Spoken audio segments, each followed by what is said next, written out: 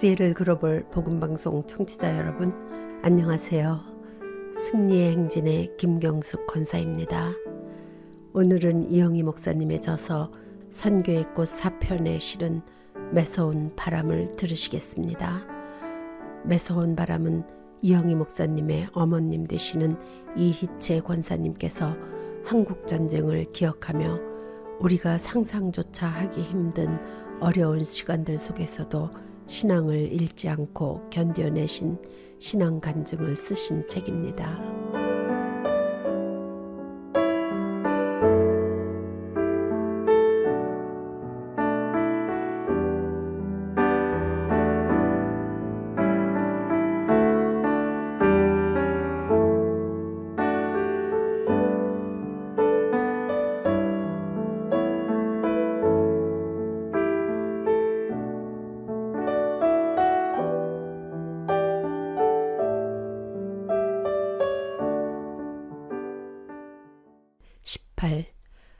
고통. 어느 날 두 여자 목사님이 우리 집에 새들빵을 구하러 왔다. 그분들은 나를 보자마자 나를 환상 속에서 보았다고 했다. 그분들은 함께 하나님 일을 할 수 있냐고 물었지만 나는 가족 때문에 그럴 수가 없었다. 하나님께서 나를 치유의 은사로 축복을 하셨기 때문에 다른 사람들을 위해 더 많은 시간을 기도한다면 훨씬 많은 사람을 도울 수 있다는 것을 알았다. 하지만 아이들은 아직 어렸고 나는 남편의 사업을 돕느라 바빴다. 하나님을 섬겨야 한다는 것은 알았지만 그럴 수 없는 형편이었다. 그분들께서 우리 집에 새를 사시는 동안 매일 찬송을 크게 불렀는데 이웃들은 너무 시끄럽다며 불평하기 시작했다. 남편도 그 소리가 성가시다며 그분들께 나가달라고 했다. 그분들이 나가시던 날 나는 마음이 너무 편치 않았다. 그들과 함께 일할 수 없었기 때문이다. 나는 나의 첫째 의무는 우리 가족이라고 생각했다. 그날 아침 나는 다락방에서 자고 깨어났을 때 어떻게 된 일인지 실수로 떨어졌다. 내가 병원에 입원했을 때 의사는 나의 목이 부러지지 않아 다행이라고 했다. 그러나 그 후부터 몸을 움직일 때마다 몹시 고통스러워서 2달 동안을 목을 움직이지 못했다. 나를 치료하실 수 있는 분은 오직 하나님뿐이시라는 걸 알고 오산리 금식기도원에 가서 하나님께 기도했다. 저를 용서해 주세요. 저에게 하라 하시는 일을 하겠습니다. 주님의 사역을 하기를 원하신다면 저를 고쳐주세요. 나는 누군가가 핀과 못으로 머리를 찌르는 것 같은 고통을 느꼈다. 몸을 움직이는데 너무 힘이 들었고 큰 고통을 겪었다. 고통을 겪고 있을 때 우리 주 예수님께서 가시관을 쓰실 때와 십자가에 못 박히셨을 때 얼마나 아프셨을지를 생각해보고 감사를 드렸다. 그렇게 나는 5년 동안 아픔 속에서 살았다. 하지만 나는 아픈 사람들을 위해 계속 기도하고 있었고 그들은 치유를 받았다. 왜 예수님은 나를 빨리 치료하지 않으실까 하는 생각도 들었다. 그러나 하나님이 나를 언젠가는 치료해 주실 것이라는 것을 신뢰해야만 했다. 그 당시 나는 몸이 아픈 것 때문에 고통받는 다른 사람들을 이해하고 그들에 대해 더 큰 동정심을 가질 수 있었다.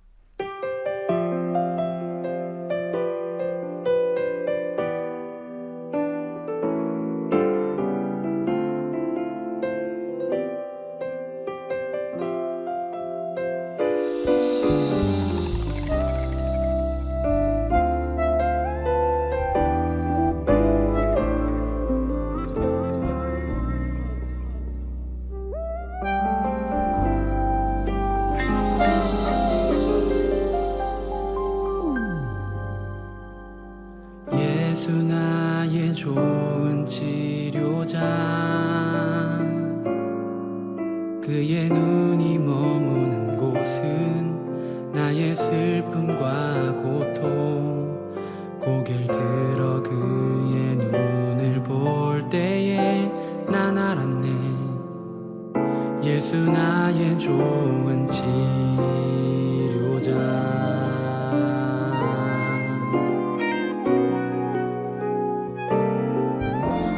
예수 나의 좋은 치료자. 그의 손길이 닿는 곳은 나의 상처와 아픔, 영원히 흐를 것 같았던 눈물 다 멎었네. 예수 나의 치료자.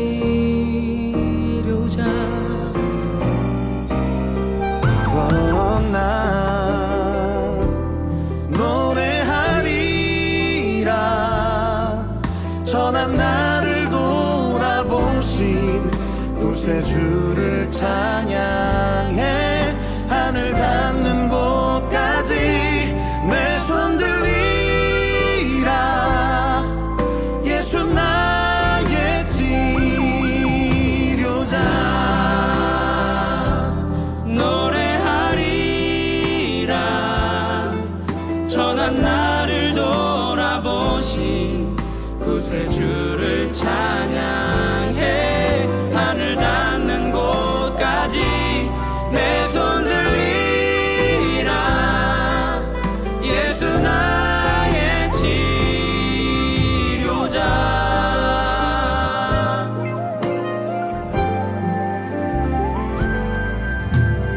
예수 나의 좋은 치료자. 그의 손길이 닿는 곳은 나의 상처와 아픔, 영원히 흐를 것 같았던 눈물 다 멎었네. 예수 나의 치료자.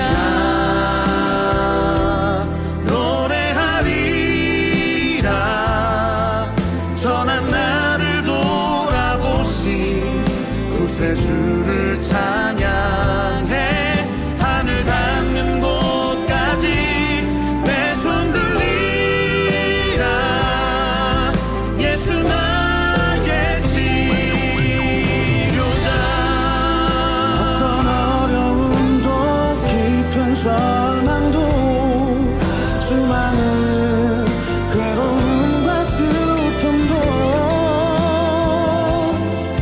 주로 인하여 모두 지워지리라. 예수 나의 치료자.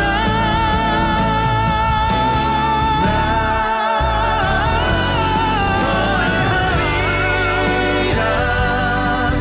전한 나를 돌아보신 구세주를 찬양해. 하늘 닿는 곳까지 내 손 들리라. 예수 나의 치료자.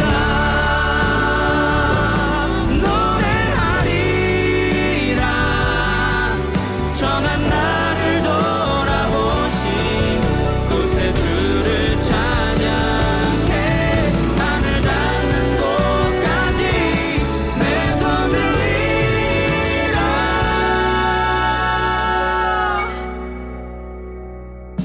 예수 나의 주. 예수 나의 힘. 예수 나의 치료자.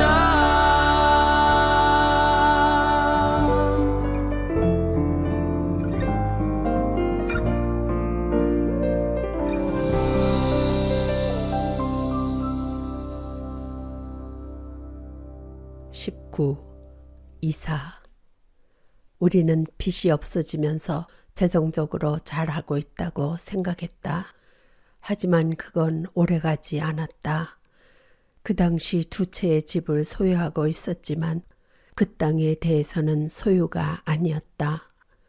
땅값을 지급하려 돈을 빌릴 수밖에 없어서 다시 빚을 지고 말았다. 남편은 큰 집을 짓길 원했고 그렇게 돈을 빌려서 집을 지었다. 남편은 술과 친구들을 좋아해서 집으로 돈을 가져오지 않고 사업 친구들과 어울려 다니기에 바빴다. 장사해서 번 돈을 그들과 어울리는 데 소비했고 남편의 장사도 기울어가기 시작했다. 집에 대한 빚뿐만 아니라 다른 빚도 적지 않았다. 집 융자금을 갚아야 할 날이 가까워져 오고 있었다. 만약 그 융자금을 갚지 못한다면 집을 빼앗기고 우리 가족은 길바닥으로 나앉아야 할 지경이었다. 집을 팔아서 빚을 갚으려 했지만 집이 팔리지 않았다. 가격을 아주 낮추어 땅값만이라도 건지려 했지만 그것도 되지 않았다. 설상가상으로 남편이 이때 죽었다. 너무 큰 충격과 슬픔을 뒤로하고 나는 제일 다급한 융자금을 갚을 방법을 찾아야 했다. 하나님으로부터 그 해답을 찾기로 했다. 남편이 죽던 날부터 사흘간 금식을 했다. 하나님께 집을 팔 수 있게 해달라고 기도했다. 하나님께서 마태복음 28장 20절에 성경 말씀을 주셨다. 내가 세상 끝날까지 너희와 항상 함께 있으리라. 그 말씀에 격려를 받았다.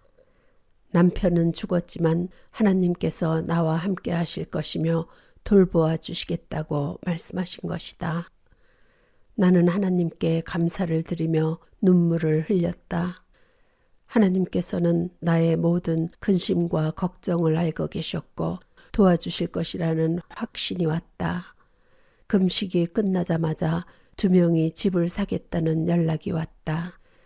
그래서 팔려 했던 가격보다 훨씬 좋은 가격에 그 집을 팔 수 있었다. 빚을 모두 갚고 작은 집을 사서 그곳으로 옮겼다. 1년 뒤 하나님께서 송탄에서 이사를 가라고 하셨다. 그 도시에서 20년의 세월을 보냈고 아는 사람이 많아서 이사 가고 싶은 마음이 없었다.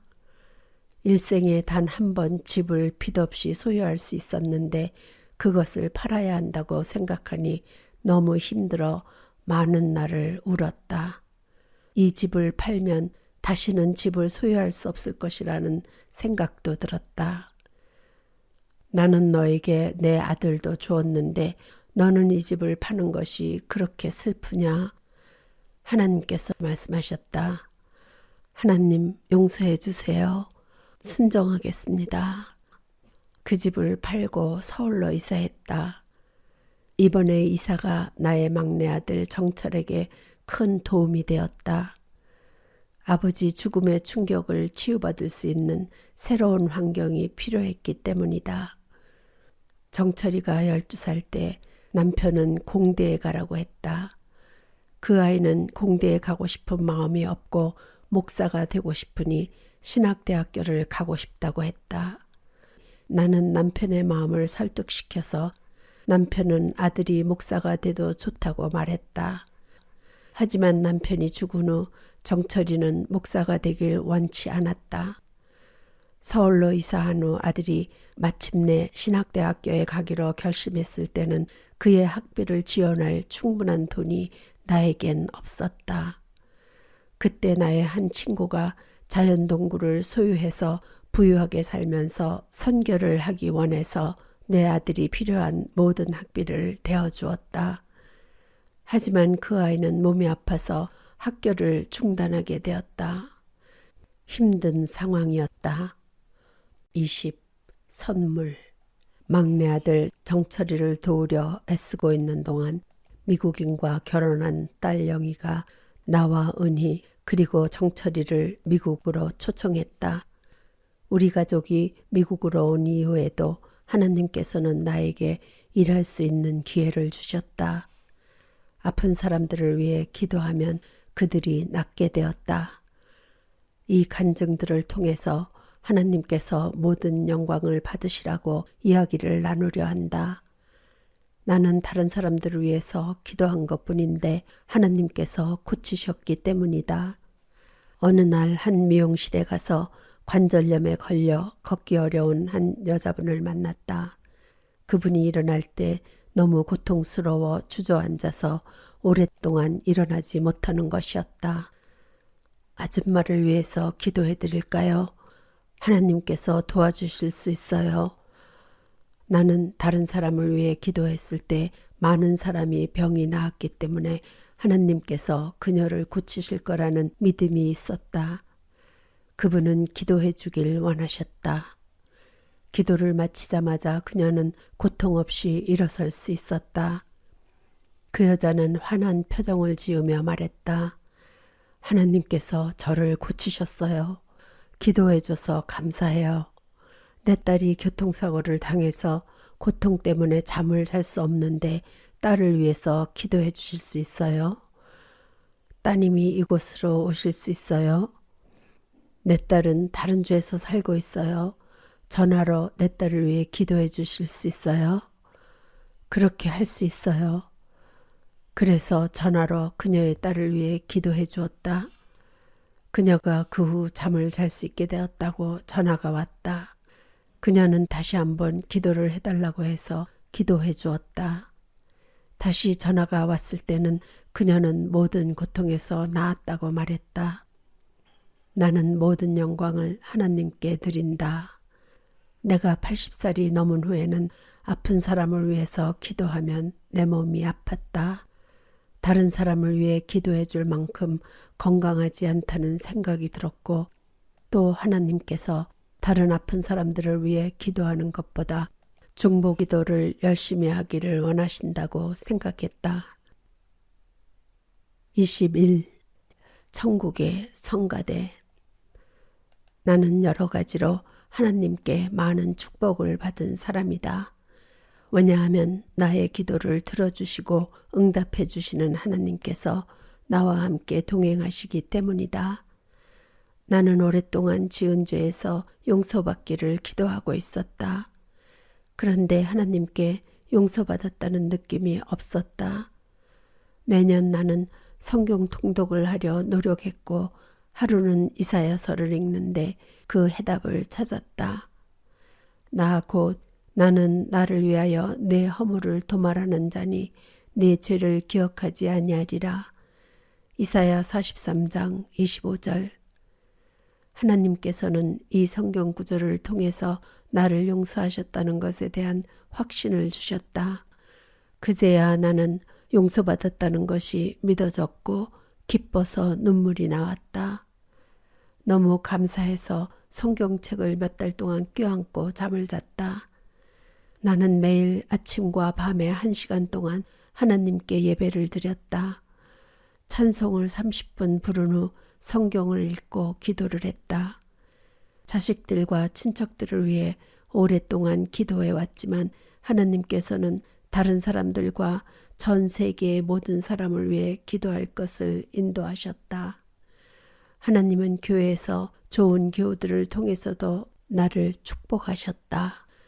나는 캘리포니아 로스앤젤레스에 있는 주님의 영광교회에 다니는데 그 교회는 1000명이 넘게 출석하고 성령의 임재를 느낄 수가 있다.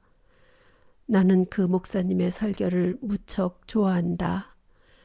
또 한 가지 축복은 찬송을 통해서다. 2010년 초에 하나님께서 나에게 주신 하나의 축복이 있었다. 이른 아침에 한 남자와 성가대가 찬양하는 소리를 들었다. 내가 좋아하는 내 영혼의 극히 깊은 곳에라는 찬송이었다. 그 찬송은 내가 들어본 중에 가장 아름다운 찬송이었다. 그런데 어디에서 그 찬송이 들리는지 알아낼 수 없었다.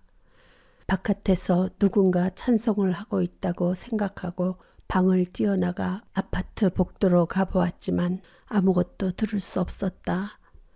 나는 그 찬송이 바깥 어디에선가 들려오는 게 틀림없다고 생각했다. 엘리베이터를 타고 밖으로 나갔지만 아무것도 들을 수 없었다. 다시 방으로 돌아왔을 때 다시 그 찬송을 들을 수 있었다.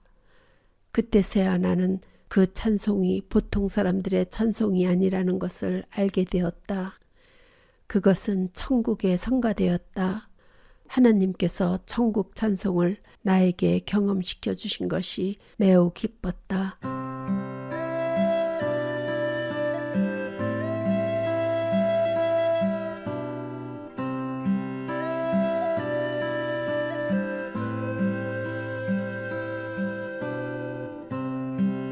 눈물 없는 곳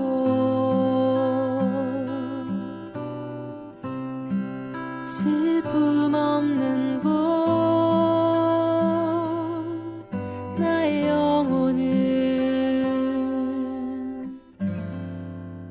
간절히 바라보네.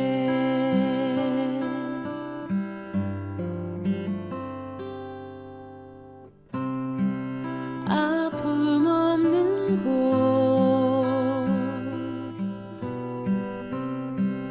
고통 없는 곳 나의 주님은 그곳에 거하시네.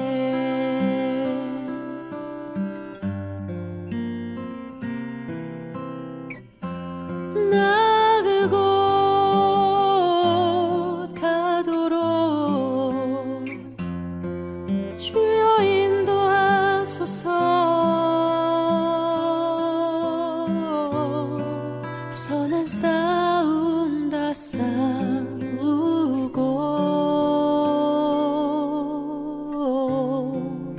주 만날 때까지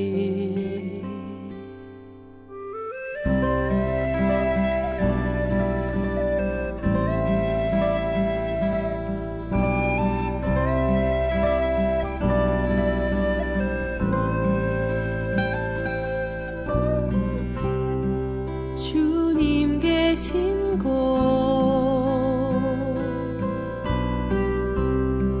주님 계신 곳 나의 영혼은 그곳을 바라보네.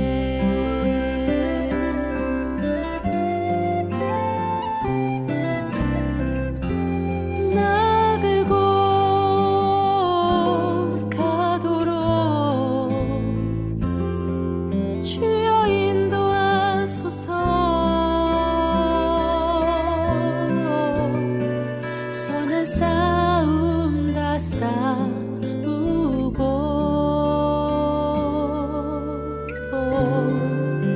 주 만날 때까지 나 그곳 가도록 주여 인도하소서. 선한 싸움 다 싸우고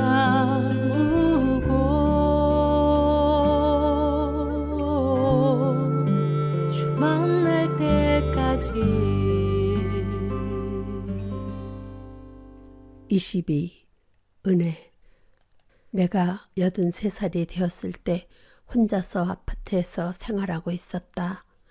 그런데 중풍이 온 후에 뇌출혈로 몸을 움직이기가 힘들고 말을 못하는 상태가 되었다. 정철이가 나를 병원에 입원시켜 주었다. 의사들은 6개월 정도가 지나야 내가 말을 다시 할 수 있을지 없을지 알 수 있을 거라 했다. 내가 병원에 입원한 지 5일째 되던 날이 주일이었으나 교회에 갈 수가 없었다. 정철이는 성경 구절을 읽어주었다. 내가 아픈 분들을 위해 기도하기 전 암송했던 성경 구절을 읽어주었다. 믿는 자들에게는 이런 표적이 따르리니 곧 그들이 내 이름으로 귀신을 쫓아내며 새 방언을 말하며 뱀을 집어올리며 무슨 독을 마실지라도 해를 받지 아니하며 병든 사람에게 손을 얹은즉 나으리라 하시더라. 마가복음 16장 17절에서 18절. 정철이가 찬송을 부르기 시작할 때 달고 오묘한 그 말씀이라는 찬송이 기억이 났다. 아들에게 이 찬송을 같이 부르고 싶다는 뜻을 비췄다. 내가 그 찬송을 같이 부르려 할 때 입에서 찬송이 나왔다. 그 뒤 나는 말을 할 수 있게 되었다. 나에게 약간의 기억상실이 있었지만 얼마 뒤 시간이 지남에 따라 차차로 기억이 돌아왔다. 그렇지만 몸은 약해졌고 음식을 만들거나 집안일을 할 수 없었다. 허리 통증과 무릎 관절염으로 걷기가 어려웠다. 약을 많이 먹어야 했기에 무언가에 대해 생각하거나 집중하는데 대단히 어려웠다. 그래서 지금은 다른 사람들이 음식을 만들고 집안 청소를 해준다. 내가 많은 도움이 필요하게 되자 정철이는 나의 아파트로 이사왔다. 의사에게 가거나 약을 복용해야 할 땐 아들이 도와줄 수 있어서 하나님께 감사하게 생각한다. 23. 믿음. 나의 어머님의 믿음은 우리 가족 모두에게 큰 영향을 주었다.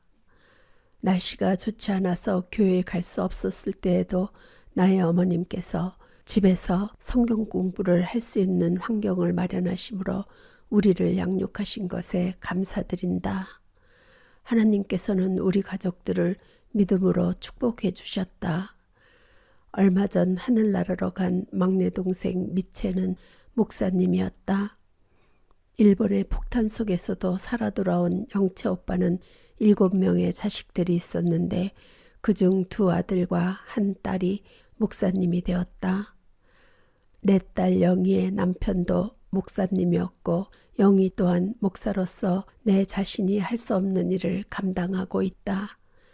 하나님께서는 다른 사람의 믿음을 통해서 나를 축복하셨다.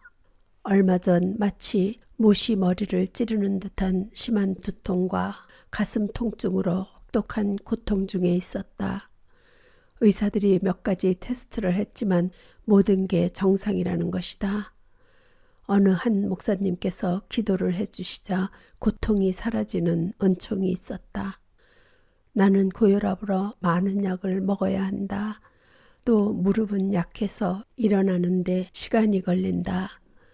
전쟁 때 미끄러운 길에서 너무 많이 넘어지고 또 장사를 하러 장거리를 걸어야 했던 것이 나의 무릎을 약하게 한 것이다.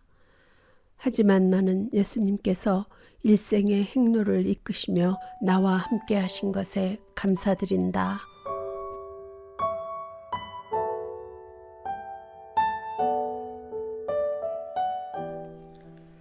이영희 목사님은 콜로라도주 애덤스 카운티 교도소의 채플린으로 2003년부터 사역하고 계시며 2005년에 감옥 문서 선교단체인 변화 프로젝트 교도소 문서 선교라는 비영리 단체를 설립하시고 목사님의 신앙 간증 책들과 그리고 목사님께서 채플린으로 사역하고 계시는 애덤스 카운티 교도소 수감자들의 신앙 간증을 엮은 책이 출판이 되어 미국과 한국 전역의 교도소, 형무소, 그리고 노숙자 보호소에 무료로 배포되고 있습니다.